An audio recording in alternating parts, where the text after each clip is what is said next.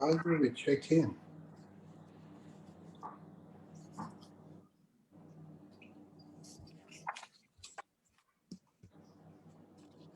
Good morning and good noon, good day, good afternoon, good evening, and good night to all over the audience and listeners around the world. I would like to welcome all of you to our monthly meeting that we are resuming again for the year 2021. On behalf of myself and all the other co-founders of the Worldwide Endo March, I wish you the greatest 2021. I wish this year is going to be much, much better than the last year, and I have no doubt that every one of you are going to have a much, much better year this year than the year past. And I wish you great health.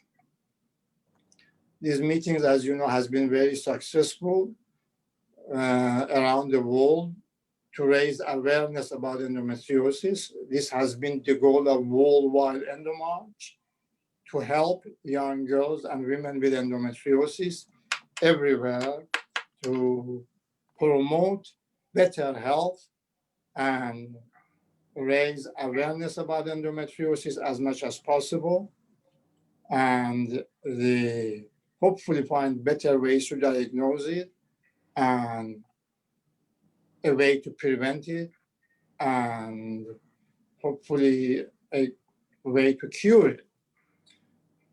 Worldwide Endomarch is a completely charity foundation and is here to help you. You are welcome to participate in it in any way you want. It has an app, has created an app that you can download it for free and diagnose endometriosis very, very easily and completely for free. And if that would help your friends, your colleagues, everywhere. You can use it all around the world, and it would help you if you need to go and see a doctor or somebody to help you. And all the other previous sessions are also available online. That endometriosis of the reproductive organs, extragenital endometriosis, all of them, you can download them for free, and it is on YouTube. Endometriosis of the uterus, tubes, ovaries, bowel, bladder, ureter, diaphragm, lungs, liver, all of them. We have discussed it before, and it is available for you, and you can download it. For the next month, we are going to have another session, and the session is going to be about misunderstandings, myths about endometriosis, and we welcome you to understand what people think or say, which one of them are correct, which one of them are not correct about endometriosis. And that would be also of interest if you look at them. We are very, very lucky. For this month, we have a very wonderful group of our patients and friends that they have had all endometriosis from their teenage years, and they have been dealing with this issue for years, and they have shared and volunteered to share their stories with you and help you how to deal with endometriosis.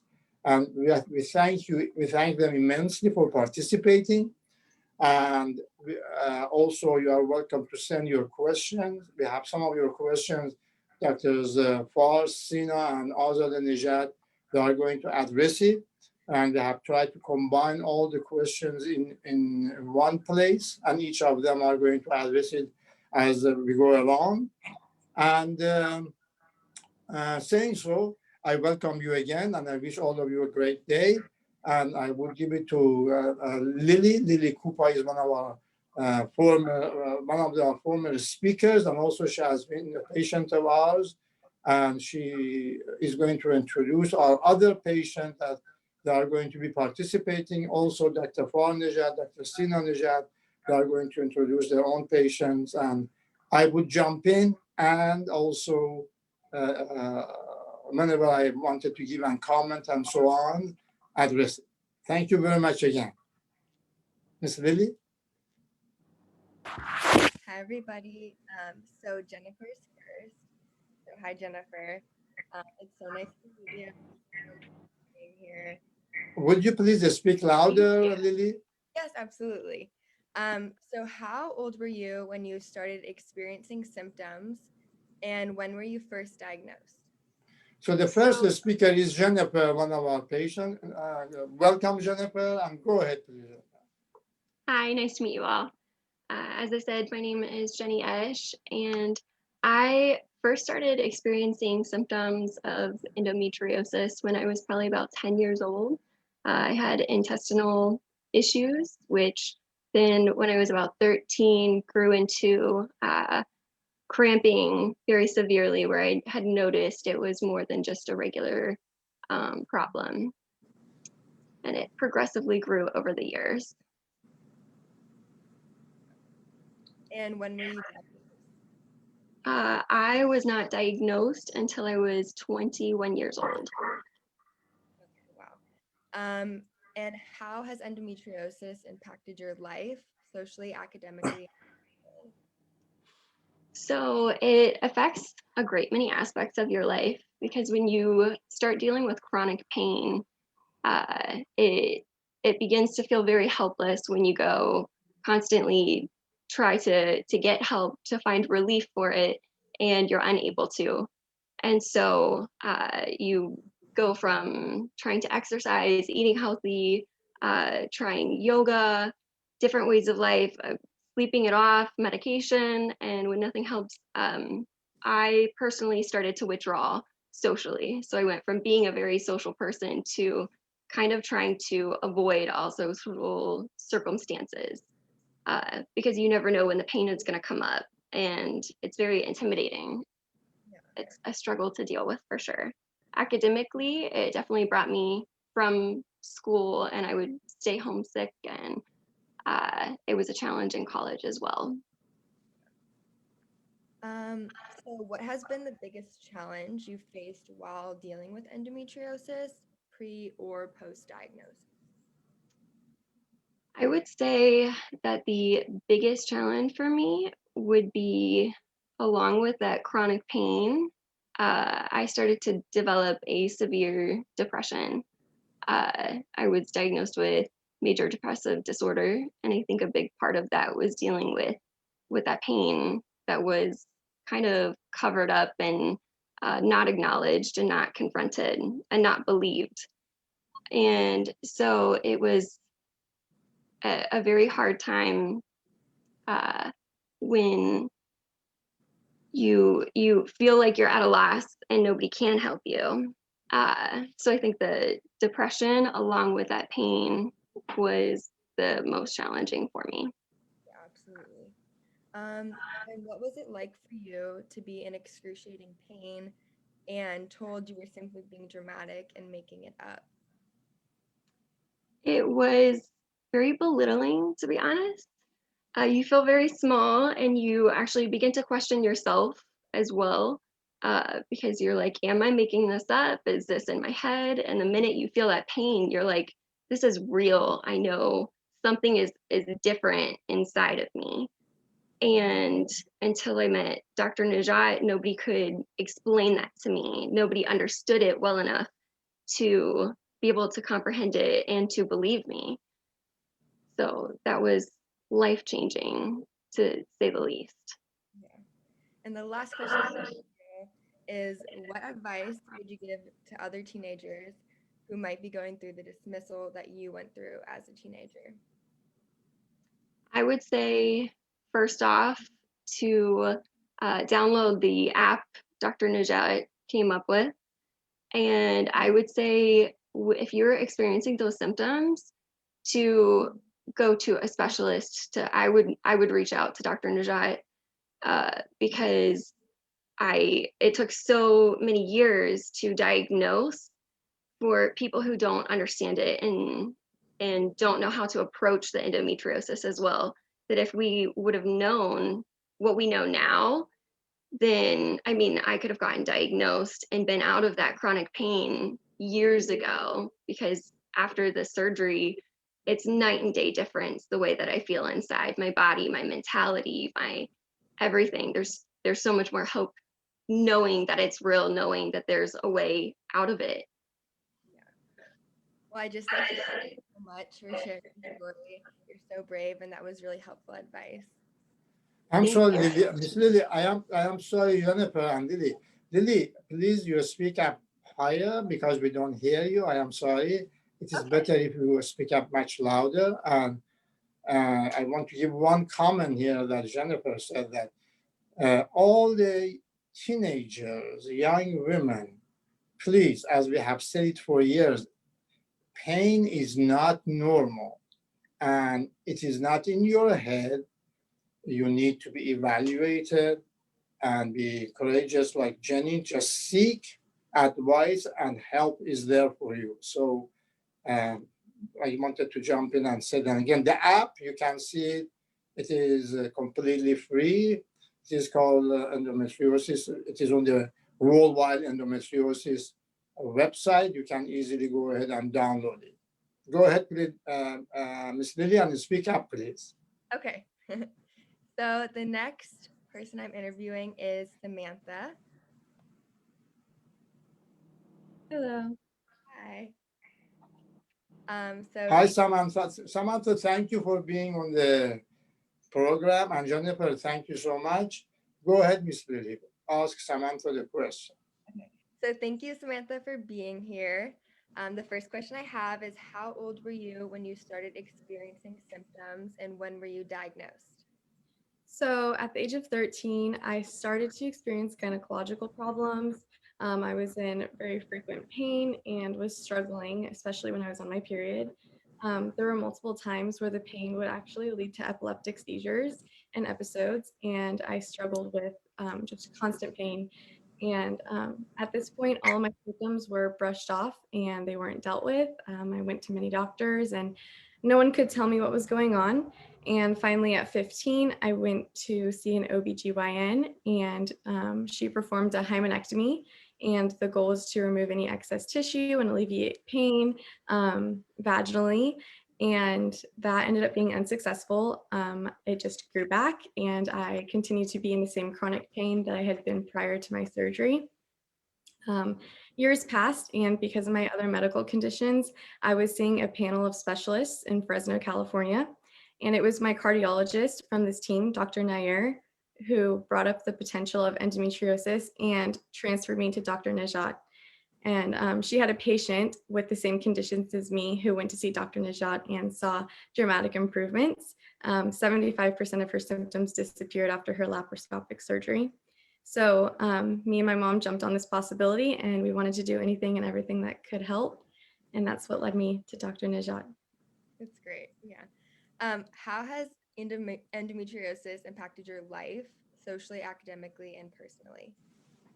So endometriosis has impacted every aspect of my life, but I feel the most difficult has been the combination of my illnesses attacking my body at the same time. My peers and classmates would tell me that it was all in my head and make fun of me when I had to leave school or was in the nurse's office multiple times a week. I knew this wasn't true, but it always made me question if it was all in my head. I had never had the energy to get up or keep up with my friends socially.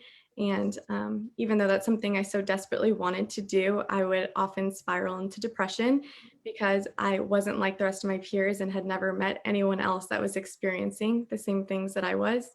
But despite dealing with so much, I was able to maintain my grades and I learned the importance of communication and being an advocate for myself. So it was a blessing in disguise to learn these things, and I know it will prepare me for my future. That's great.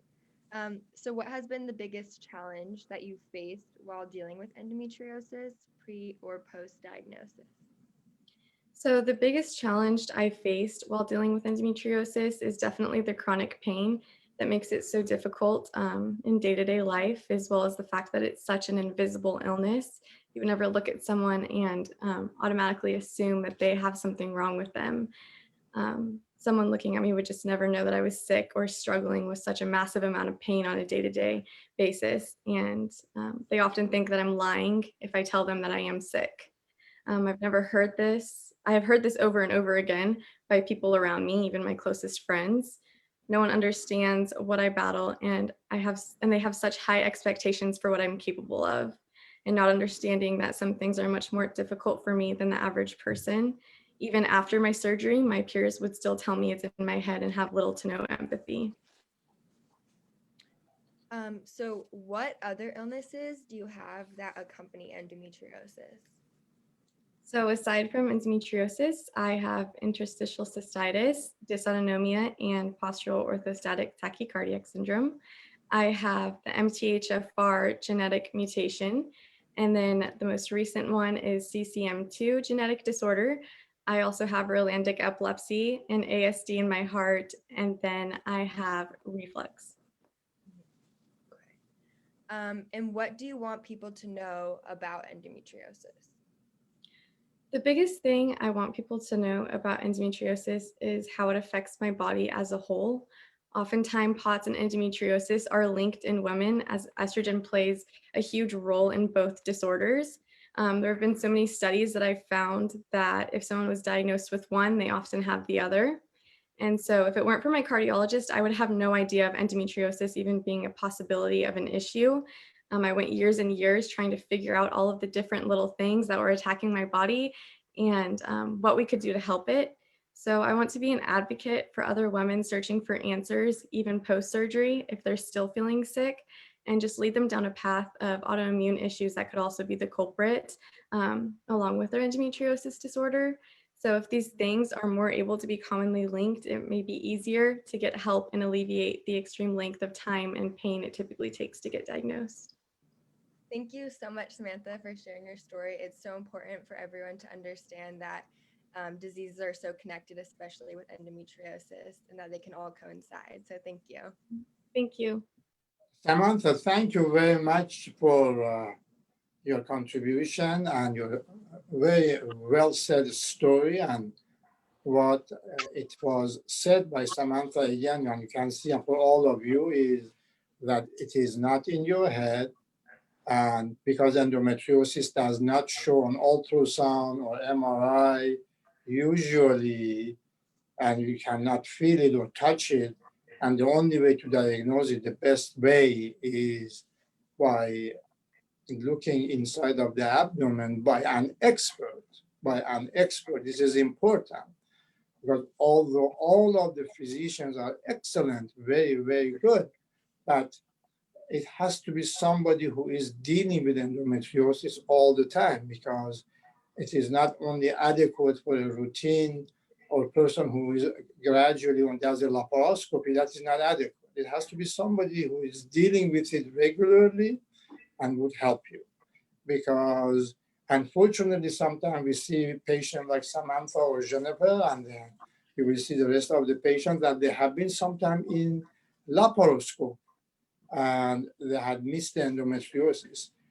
They mean well, they have very good intentions, but endometriosis could have different variations that should be diagnosed by an expert.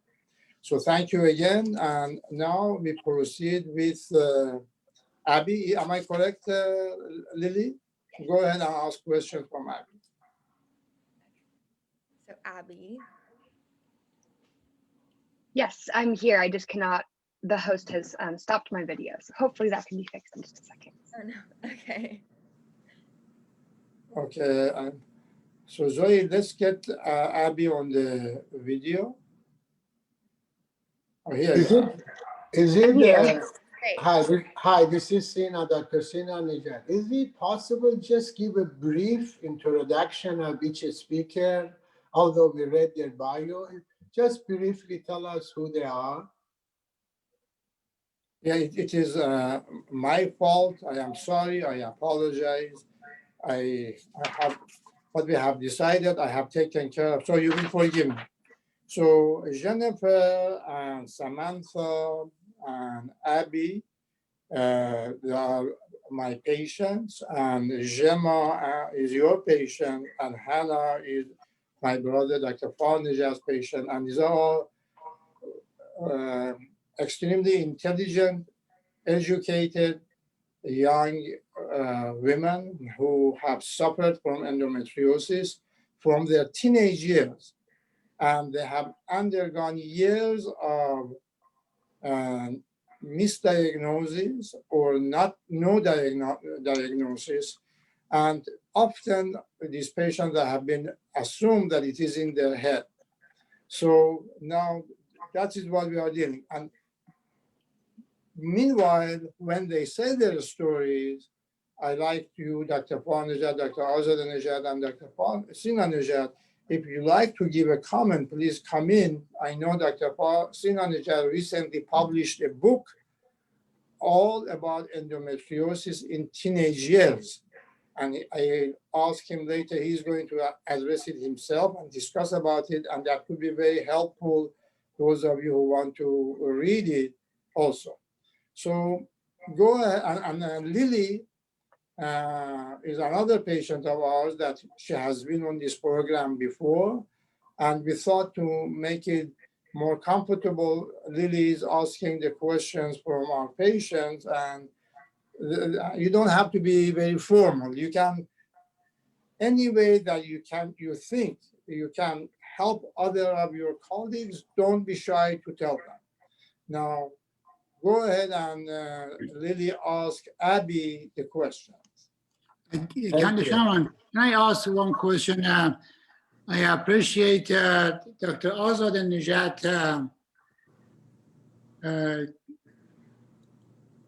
say something about because you and Dr. Azadeh Nezhat work in the same practice, and she's heavily involved with your practice and knows your patients.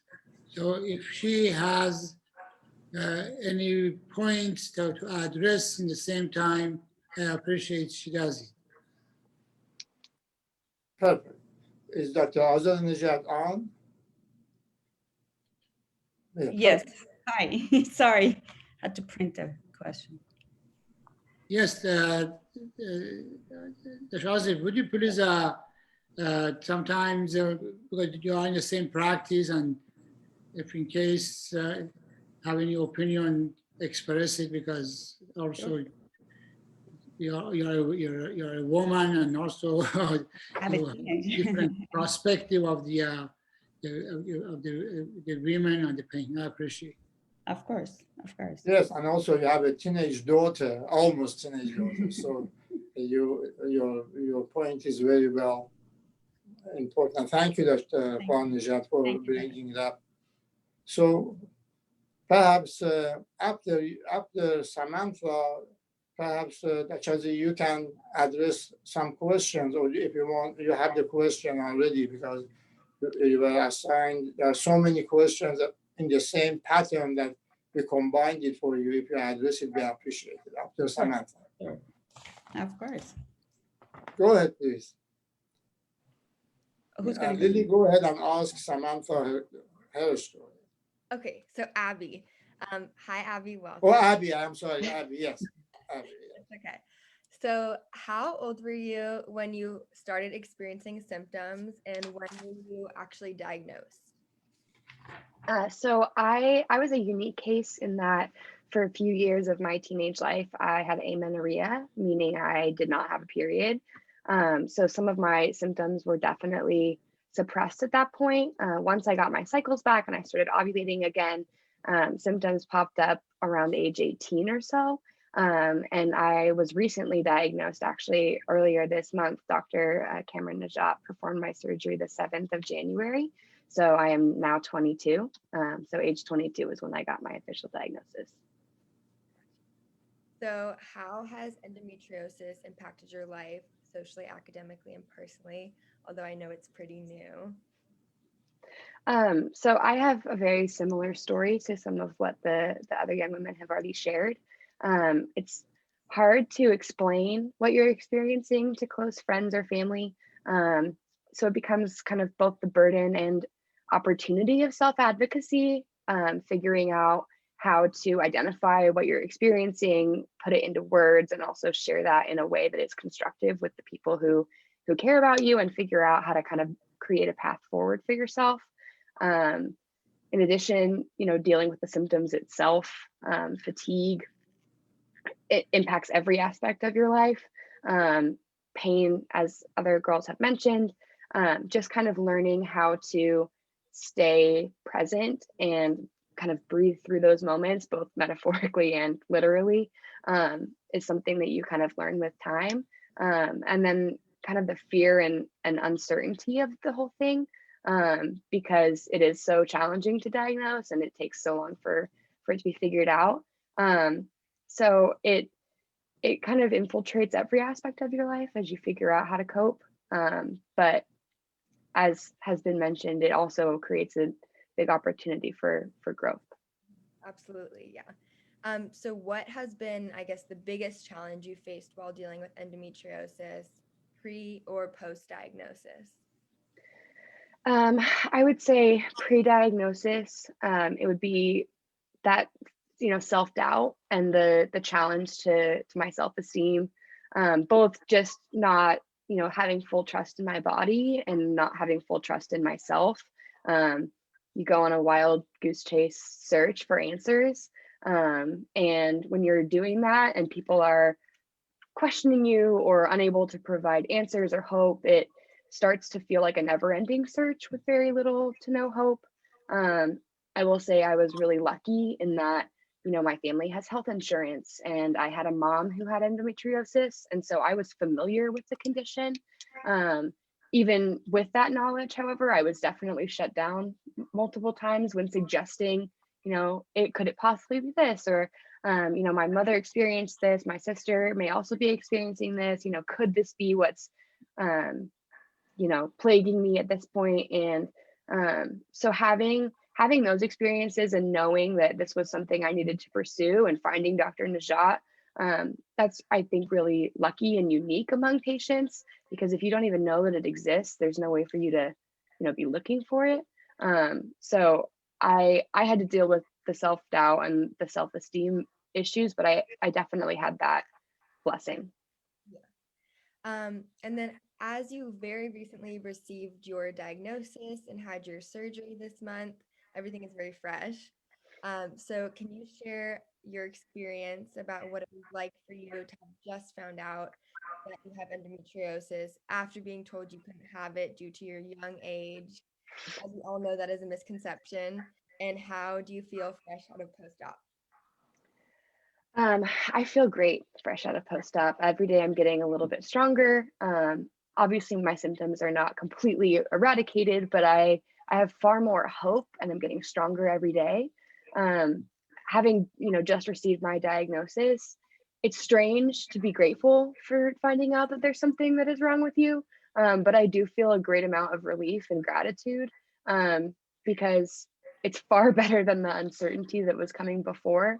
And with that comes, gratitude for being in the right place at the right time and having the financial means to pursue kind of the treatment that was necessary. And also, a little bit of pride in my own ability to advocate for myself. And that's something I would hope that any young girl watching this, experiencing similar, symptoms, would know that if there's something wrong and you feel there's something wrong with you, you're probably right. And it's perfectly wonderful to advocate for yourself, because you might, be on the right path, even if you don't know it. Absolutely. Well, thank you so much, Abby, for sharing your story. And I'm so glad that you're feeling better. And I wish you luck on the rest of your healing journey. Thank you so much. Abby, and thank you very much, Abby and Jennifer and Samantha. And please don't leave, because later we have some questions and we want all of you to address it. We appreciate it very much. And I asked Dr. Azadeh Nezhat that please, there is a question that many people have asked, and Dr. Azadeh Nezhat is our niece, and she is practicing with me. She's an excellent endometriosis specialist that she is in the OR with me, and we work together for the past many years, and it is a privilege to have her. Go ahead, Dr. Good morning, everyone. So my question is, the question was addressed to me. It says, I suffered from endometriosis since I was 16. My daughter started her menses 1 year ago at the age of 13. Several months later, she began experiencing sharp shooting pain around her urethra while urinating, almost always on day 2 of her menses. She also experiences bad cramping and tries to manage the pain with Motrin. I grew up with severe pain. I would like to mitigate and troubleshoot my daughter's issue. She's only 14. I'm not sure what's the next step to determine if she has endo. So my answer to this question is, of course, we now know that the endometriosis has a familiar hereditary basis to it. The fact that you had endometriosis at early age, it makes the endometriosis very likely cause of her pain, your daughter's pain. So I would say the next step would be, there are many questions that a experienced physician would ask, or a pediatrician or pediatric gynecologist should ask your daughter, for your next visit, hopefully soon to them, is that did she have any, was there any a neonatal problem during your pregnancy or the time that she was born, first of all. Second of all, there are a lot of other things that they might recommend initially to try for her pain would be probably ibuprofen before her menses starts. Also, they may recommend birth control pill for periods of time to see if that would resolve her pain. But ultimately, the fact that you had endometriosis, it makes endometriosis very likely for your daughter's diagnosis. So those are the things. And you had asked, when would you be seeking help? I would say right now is a good time to start trying, because as Camran said, Dr. Camran said, it's not normal for adolescent girls or teenagers or to have this much of a pain. Pain that is not resolved by simply ibuprofen or some mild pain medications are not normal. And not every adolescent or teenage girls would have or does have pain with their period. So if you did the initial things and it does not resolve her pain, that by itself makes endometriosis a very likely cause. Thank you very much, Wonderful. Dr. Azadeh Nezhat. I appreciate it. Thank you very much. Also, what it could help you, please go download the Nezhat Endometriosis Advisor. It is a free app. Please download that. And if you see that app is suggestive of endometriosis, definitely seek help. Now, I will go to Dr. Ceana Nezhat he just published a book about endometriosis in teenagers, and with Jhemma. Go ahead, Dr. Go ahead, Ceana. Well, thank you very much. I'm Ceana Nezhat from Atlanta. And actually, this is a very good timing considering all the stories you heard and the questions to her, the endometriosis could be diagnosed even in the infants. So for the mother who asked the question, or a lot of patients, they ask, when should I suspect endometriosis? Whenever there is a symptom, there is suspicious. The book that we mentioned, it's the first time a book written on adolescent endometriosis. And this book is geared towards pediatricians, the therapists, nutritionists, and all the specialties, in addition to for the patient. And it is my pleasure to welcome Ms. Gemma Ziegler, who I've had the pleasure of being involved in her care and from early on. She wrote the chapter in the book, her story, that I call it the story of hope. And her mother, which I compliment because of her affection and awareness that she did not want the same thing happen to her daughter, and had early awareness about this possibility, also have written a chapter. So I encourage everybody to consider looking at that book.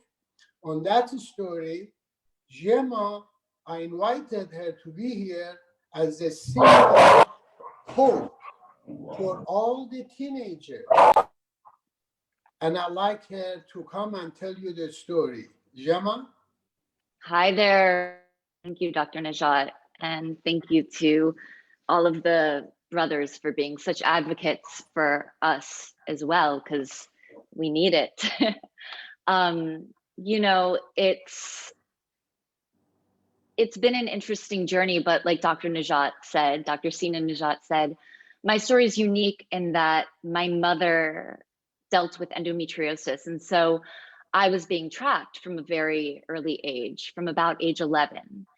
And I started showing signs around then. And then at age 13, that was my first gynecological visit. And it wasn't until 16 that I had my first laparoscopic procedure, but it was, you know, it was tremendously challenging in a sense as well, because, you know, when you're young and you're, of course, like all these other girls, looking forward to the, you know, the frontier of your life, to know that you're going to have to deal with endometriosis for the rest of your life, it's going to be ongoing, and you're told that. So at first, at this young age, kind of feels like a death sentence, you know, a little bit. And I'm sure a lot of the ladies can relate to this. And so again, while I was so blessed to have Dr. Nezhat there, and truly just so kind and loving, and really held my hand through the process, that was challenging. And to be in school and dealing with this and loving my friends, wanting to connect with boys, but wondering, am I going to deal with pain forever? Am I going to want to be intimate with a guy one day? You know, with girlfriends, them just not understanding. And so you're constantly kind of trying to will yourself up to hang out with your girlfriends, and, you know, and you're just not feeling it. So endometriosis really requires deep, deep, deep self-love, just like life does in general, but it really brings you back to this place of needing to reconnect to a place of deep self-love and a place of deep inner rest, which we're just not taught. And so I would say that what ultimately I was brought to was this real deep sense and deep awareness that as human beings, we're, and I know this may sound a little boohoo, but it's just the truth. Whether it expresses through endometriosis or not, we're on a healing journey. And, you know, for me, it's been my blessing ultimately, because I've really had to access some really deep, deep places inside of myself that have been very painful at times. But ultimately that's been, you know, the blessing and the contribution. And Dr. Nezhat has been there the whole way, you know, through this whole journey. So I'm very grateful. So Gemma, thank you so much for sharing your story. And I'd just like to ask you some questions. So Yeah. what are the life lessons that endometriosis has taught you? Yeah, like I said, sometimes things that feel like they're you know, happening to us, it's really been about learning that things that are happening to us ultimately on some level are really happening for us. And so it gives us, for me at least, endometriosis was kind of about learning how to raise my own self up. I think for so long, it felt like this was something that was happening to me. And learning how to live with something and to embrace it, like endometriosis, and integrate it as part of who you are.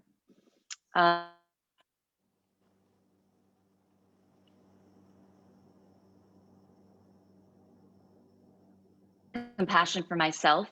And again, there have been tons of physical symptoms that have accompanied it, but I've really, when you're learning how to live with something, you have to find the ways to manage it on the regular. And for me, again, while I am so grateful for the doctors, you know, I've learned how to manage it without any kind of procedure for, you know, and it's been many years now since I've had 2 surgeries. And so it's been many years, and I've found the way to manage myself and to regulate myself and find homeostasis kind of within my own body and within my own expression. And yeah. So how did you reprogram yourself to stray away from the negatives of endometriosis and try and think positively and holistically?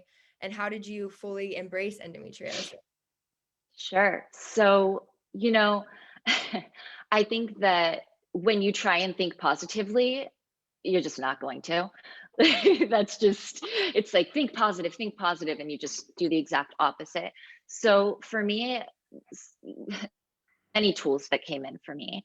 And again, it was not just one thing, but hypnotherapy was one of the, you know, many tools. My mother became a licensed hypnotherapist, and so that was one way and one tool, and learning how to work with myself on that level. Through, again, it's not the only solution. These are just ways to manage, and they kind of all came together to create this tapestry that led to the healing. Yoga, I became a certified yoga instructor, qigong, breath work, nutrition. I have discovered through many friends through time, many women, I've just made the observation, a lot of these women who deal with endometriosis are tremendously creative. You know, I'm an actor, I sing, I write music, and I've discovered that a lot of times women, just an observation, who deal with endometriosis are these tremendously creative, beautiful women who either are feeling repressed and they don't express and release it in a healthy way. And so, of course, energy unexpressed is going to shoot back inward onto oneself.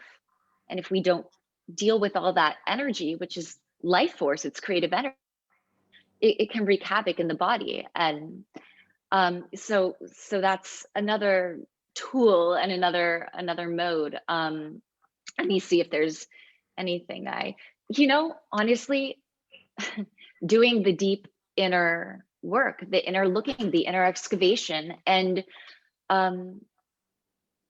again, it may sound woohoo, but doing the psychic surgery on ourselves, you know, this laparoscopic blessing that we have, this procedure, you know, you don't necessarily, it's non-invasive. And that's the same way that we need to, or for me at least, post first surgery, after my first surgery, my recovery was quite rough. If I'm honest, and going back to high school and dealing with that. So for my second surgery, I just decided never again. This is going to be, I will heal, and I will heal quickly. And I just got really serious about my healing and really went inward and found the way to access my own gifts as a, you know, as a healing artist for myself, which we all have. Just sometimes we're given a little bit more of a nudge into them. Well, Yeah. thank you so much, Gemma, for sharing your story. It's so interesting Thank you, Lily. about all the ways you cope with endometriosis. So thank you. Thank Jhemma, you. thank you. Thank you very much, Jhemma, for your My pleasure. wonderful, nice story. And thank you for sharing your story. There's a lot of questions, or there are a lot of questions about the role of the hereditary, or the role of, is this endometriosis really hereditary or not, or what the situation is. And as I mentioned, there was a book exclusively written for endometriosis in teenagers that Jhemma and her mother also contributed it. This is by Dr. Ceana Nezhat. And Dr. Ceana Nezhat, Ceana, would you please address the role of mother and daughter or sisters, if you can, because there are many questions in this regard. Absolutely. Well, as I mentioned, endometriosis is multifactorial, and we have addressed all these possibilities that could cause endometriosis, but definitely there is a hereditary component in it. So the awareness of the family history is important, and that's what I reemphasize, the role of the parents. It's not just the mother. I have had fathers who have investigated endometriosis, and they call me with their teenager or young children. I have had diagnosis of endometriosis at the age of 13. I have managed them to the point conceive, having children, and for some other reason, we've gone back and done surgery on them, and nothing has been as bad. So I know we have one more panelist that we like her to get involved, but as she's coming on, I'd like to address one question to all of the panelists. What is your advice to a 17, 18-year-old girl who has been diagnosed with endometriosis, and she comes and asks to have a hysterectomy and removal of her ovaries, and she wants to go to menopause? What would you tell this, knowing some of you who have been diagnosed 15, 16 years ago and still doing great? Please address this. As soon as the next panelist spoke, all of you please address this question to all of our patients. Thank you very much, Dr. Ceana Nezhat.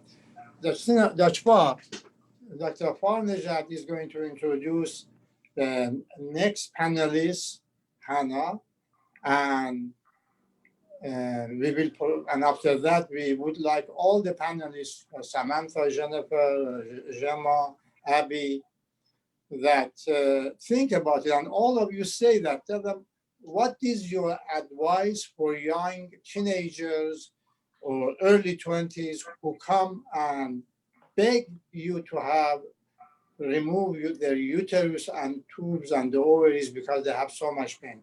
That would be very insightful if you address them. Go ahead, Dr. Farr Nezhat. Thank you very much. Thank you very much, Hannah. I will ask Hannah herself to explain her story about her journey with endometriosis. But one thing that maybe about Hannah was different than the other panelists was that Hannah was diagnosed with endometriosis before she comes to me. She had laparoscopy and some hormonal therapy before, but unfortunately did not have adequate results. And so that was a little bit different. So Hannah, go ahead, please. Tell us your story. Hi, thank you. So yes, I was diagnosed by Dr. Farr Nezhat. I saw a specialist before him who diagnosed me when I was 17.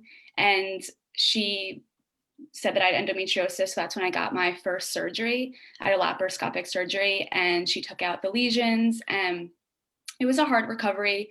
I've never undergone anything like that before. And I just kept having pain. There was no like sign of anything getting better.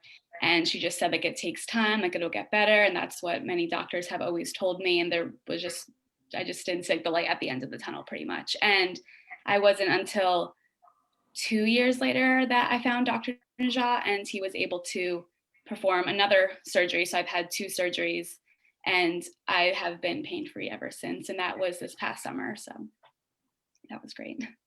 So how old were you when you started experiencing the symptoms, and when were you diagnosed acne? So I first started experiencing symptoms when I was 13 years old, when I first got my period. And it wasn't until I was 17 when I was actually diagnosed. Okay. And how has endometriosis impacted your life, socially, academically, and personally?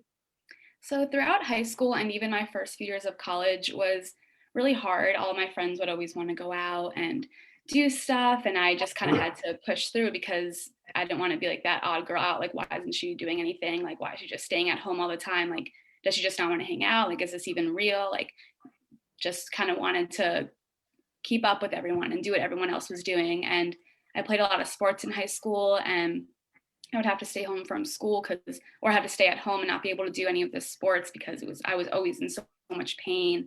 I'd miss out on the games and the practices, and it was hard because everyone was bonding and becoming friends, and I was just at home. Like, I couldn't push through the pain.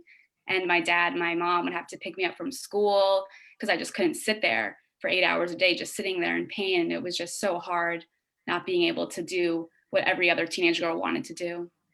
Yeah, absolutely.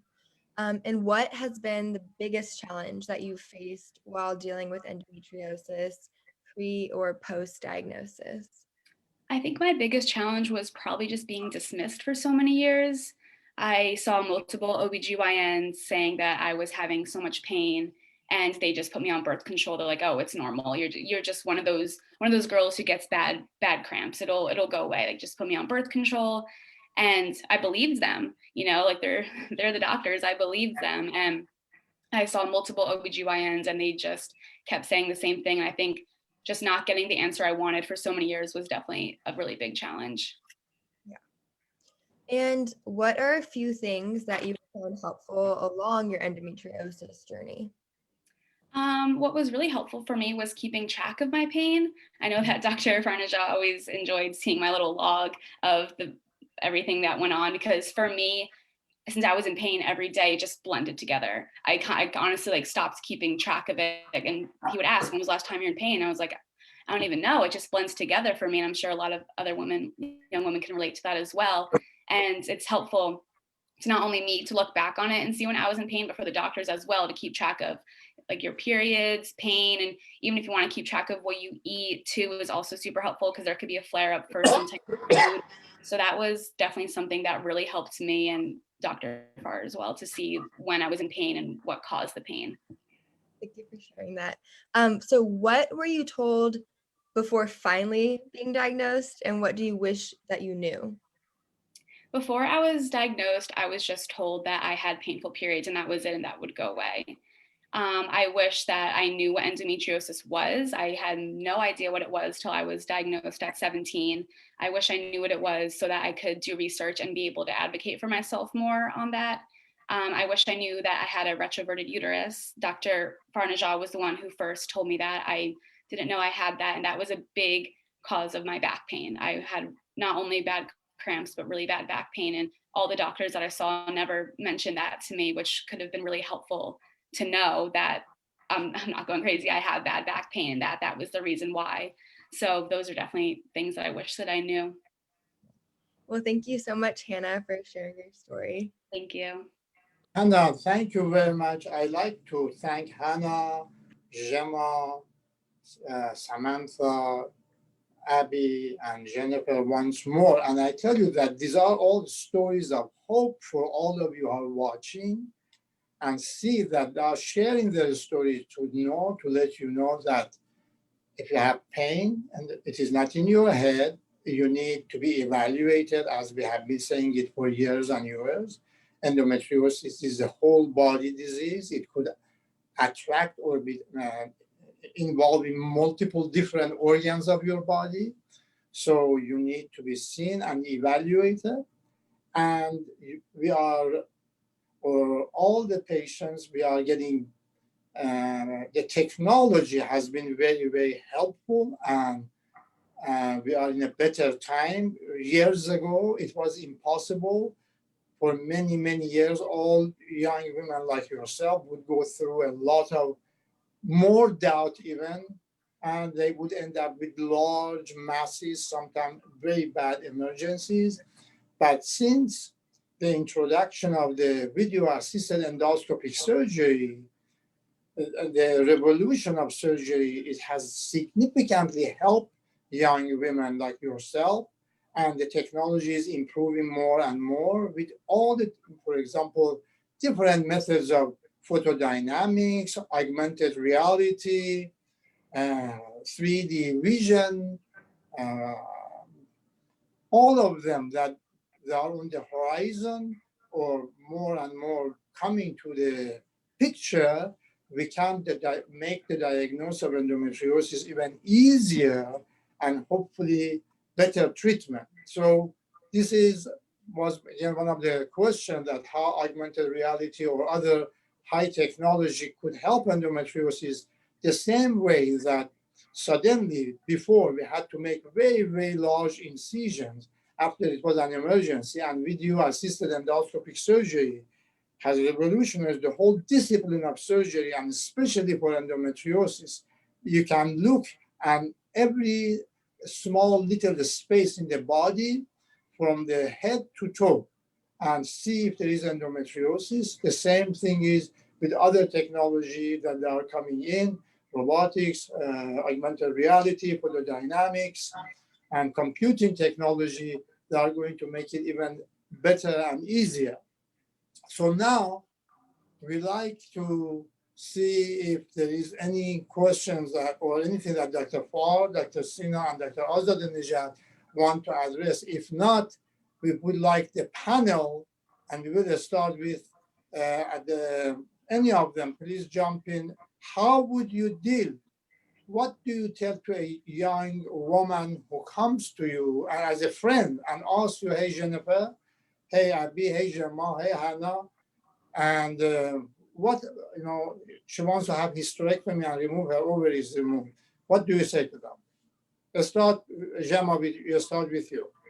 Yeah, you say, my love, I completely understand, and I know how it feels. So you're not alone. Let's start there. I'll hold your hand. Give me a ring. I'll be a good friend for you, and we can talk through this. I mean, having a hysterectomy, a total hysterectomy, is extremely extreme, and I know that the pain that you're feeling is on the level that you would, want to have that. But what I would say would be pretty deep, and I would just want to talk to that person directly and hold space for them, and work through this with them as a friend, because I would not want to deny that person's pain and their suffering, but I would also, that's really crucial and important, but I would also, want to say that there is hope, and that there is a way, and that I mean, I'm not a doctor, I'm not the doctors, but I don't know that that needs to be the way for you. Yeah, I can't give medical advice, but I would be happy to share with you one-on-one, and work with you and let you walk with you through this. So Gemma, I know this thought crossed your mind often, and you have been able to deal with it, manage it. Looking back, aren't you happy you made that decision, or you wish you had it done and be done with it? Oh, no, no, no, no. I'm very grateful that I chose that we chose to have the laparoscopic procedure, you know, with you, and then of course also to learn how to manage life. You know, like I said, I think culturally, our culture, and one of the other ladies, it may have been Abby, was talking about, you know, wanting to push yourself to do these certain things, and there's just a way of operating in our culture, and we're moving so quick. But there's another way to be where we can still be in the world and really active and engaged in the world and don't have to feel like we're missing out. And we can, at the same time, tune in with our bodies and find a new way, and then help others find this, you know, this way. And again, I know I'm speaking kind of abstractly, but I have no regrets, because what my path has brought me to, and working through endometriosis in the way that I have, is really, it's like lifestyle. It's learning how to live, and it's finding a lifestyle that works for me and in the world. I'm super dynamic. I've an exciting life, and you can have that too. You know, it's not a death sentence. You just have to find the way to make it yours and your path, and you can do that. You don't need to just cut it. It's like cutting your arm off. If you cut your arm off, now you're left without an arm. You know, there's a way that we can, it's like a part of your body that's screaming, that's, you know, wanting to be heard. And we don't just cut this out. You know, we don't just, you know, we need to listen to that part of ourselves in a really honest way. And sometimes it takes us getting really quiet within ourselves. And even though it's screaming of the pain, I know it's like screaming profoundly and you just want it out. But, you know, and the opportunity is for integration. And I know it's not, you know, I know it's hell. I really do. Thank you You're very not much. alone. Thank you Thank very you. much, Gemma. Because there's so much interest, traditionally we usually stop at 10 o'clock, but because there are so many interests and so many people even joining now, we will continue for another 15 minutes perhaps. And I wanted to ask the same question from Lily. Lily is, she would be excellent person to also answer that question. Lily, please. So if someone came to me and said that they were in so much pain and wanted hysterectomy, I would first make sure that they knew that the pain was real. I would say that I understood why they wanted the hysterectomy. I've been there. I've wanted everything out just so I couldn't be in pain. But I would also, with my knowledge of endometriosis, tell them that hysterectomy is not a cure to endometriosis. That it helps adenomyosis, but it is not for endometriosis. I think I try to educate them with everything I knew about endometriosis. The gold standard for endometriosis is laparoscopic surgery. So I guess I would recommend to them that they do have laparoscopic surgery and get taken out the parts that are adhesions or cysts or things that are hurting them, but not necessarily the hysterectomy. You know, you can have that later in life, or if you have adenomyosis, which you can figure out. And then there was something about menopause possibly in that question. And that is an option for some people. It does help some people with their pain and help suppress the endometriosis from growing for some people, but it really depends on case to case. So it would definitely refer to a specialist and see what they have to say. But just like a knowledge that their pain is real, not in their head, and that there's hope and options for them. Thank you very much, Lily. All of the audience, we just want to realize that these are all discussions. Nobody is giving a specifically opinion that how you should be treated before you be examined by a physician. And it is realized, it is very important that removing of the ovaries in a young age, it has to be done when there is an order from God or an act of Congress.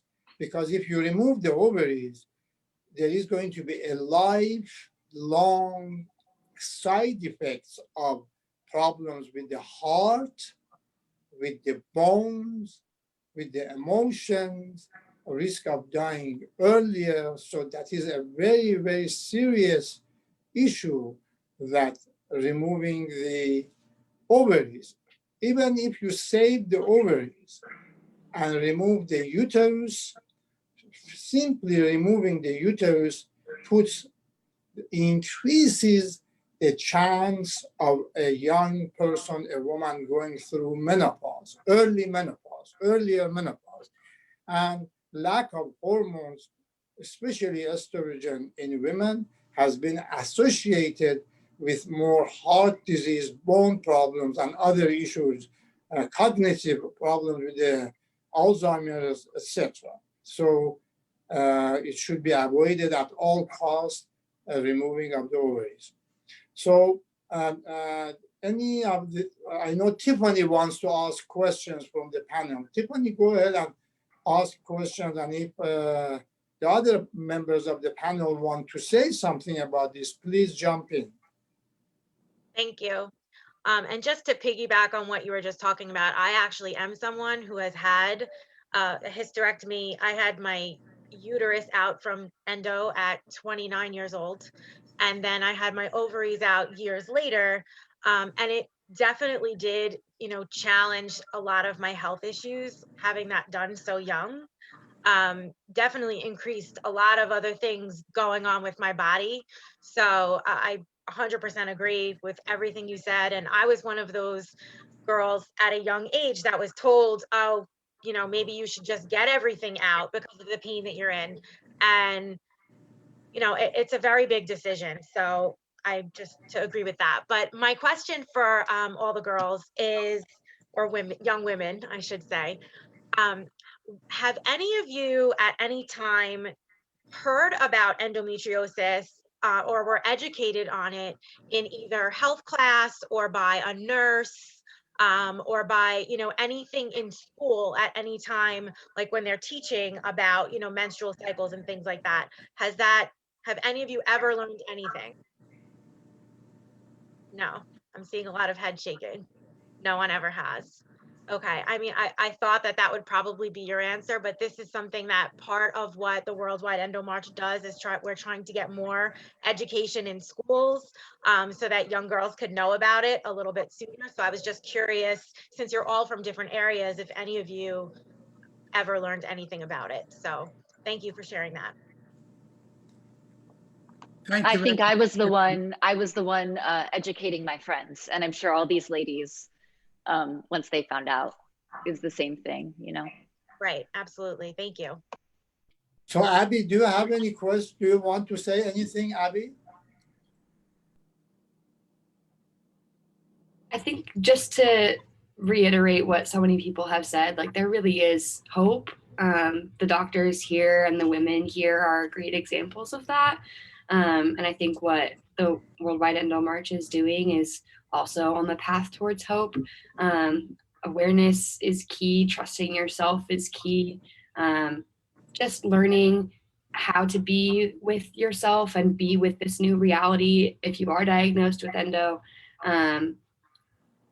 Or even before, it's a personal process, it's a physical process, it's a mental process, and it comes with a great training in patience, which is not exactly something that comes easily in a very fast-paced American culture that wants everyone to be strong all the time and ready to go, and 9 to 5 and all of the things, but there are ways to move forward and be authentic to yourself and true to your experience. And I think this is a really great example of a good place to start. Thank you, Abby. How about you, Jennifer? How about me? In what way? Do you have anything to add, or would you advise a young woman who is coming to you as a friend? She says she wants to have her uterus or ovaries removed. What would you tell her? So I feel I had maybe a different experience than some of you, and very similar in other ways. But when I had 2 prior surgeries before, and I had no help, no relief from the pain from those surgeries before I met Dr. Nezhat. And the second surgery, the doctor said there's endometriosis wrapped around one of your ovaries so tightly that I was scared I was gonna sever some of your bowels and other organs if I went in and got it. So I didn't take it. But I think you're too young to have your ovary taken out, and I won't do it. And I was in excruciating pain. And it had got to the point where I was in tears and laying in bed more often than not. It was a very challenging place to be. It definitely makes you go into your deep inner self and figure out who you are and what speaks to you in life, what makes sense, what matters. And I, with my last bit of hope I had in me, I went and searched and found Dr. Nezhat. And when he went in for surgery, I expressed very severely to him beforehand. I said, please, if you are in there and you think that my ovary is past saving, just take it, because I can't deal with this pain mentally anymore. I'm struggling, and I feel like I'm at the end of my rope. I feel like I'm hopeless. I don't feel like anybody can understand it. And now I'm seeing this community of people who absolutely understand it, and we're not alone. But he went in there, and after the surgery, I woke up and he goes, we did end up taking the ovary. The adhesions in my endometriosis had attached to that ovary and that fallopian tube like glue. He said when they went in there, he compared it to a cement block, which in my case, I begged to have it out, and I would go and I would do it again. And if I could have done that the very first surgery, that was my scenario. But everybody has their own scenario. And just as Lily was saying, I would tell that person, your pain is real. And if a doctor or medical professional is making you question that, you need to find a specialist. You need to find somebody who's going to listen to you and not make you question who you are, what you're feeling, because who are they to tell you that you're not feeling something when you're very aware and it's very much affecting your life that it is.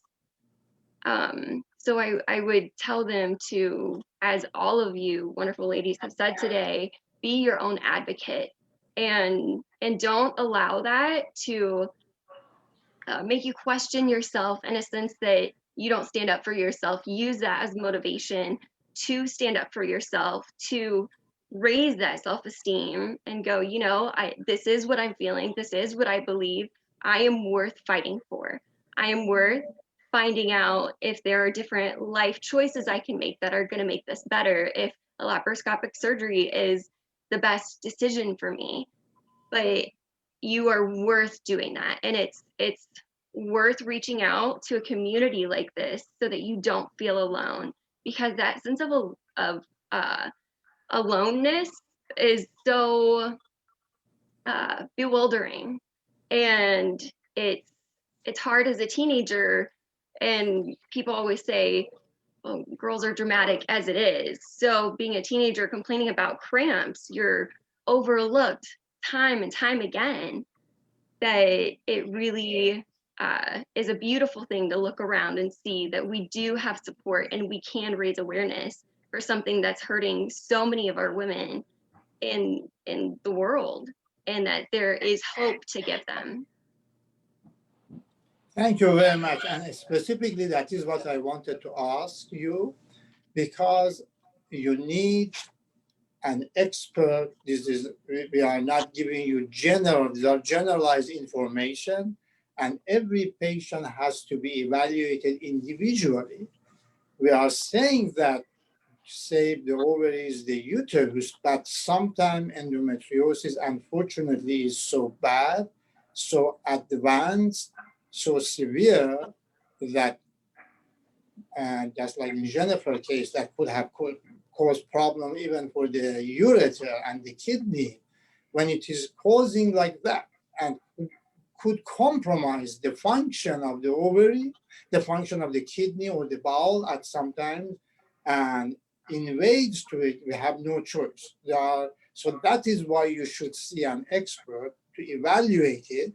And if there's any way possible to save it, then you save it. But if not, unfortunately, sometimes you have to have that organ removed to save the other organs or to save the quality of the life. So that brings me to the fact that, again, every single patient has to be evaluated by an expert. Hope is there. Things are getting better and better. Endometriosis awareness is increasing all over the world. Since the introduction of the worldwide endomarch almost 8 years ago, you will see many, many support groups all across the globe. Even medical societies are dedicating a portion of their time in the month of March for endometriosis. We are all proud of the accomplishment globally that you are doing. Women, just like all the participants today that participated, and they share their story, and we thank them. For the next month, we are going to talk about some misunderstandings, some wrong ideas about endometriosis, and we are looking forward to be with you.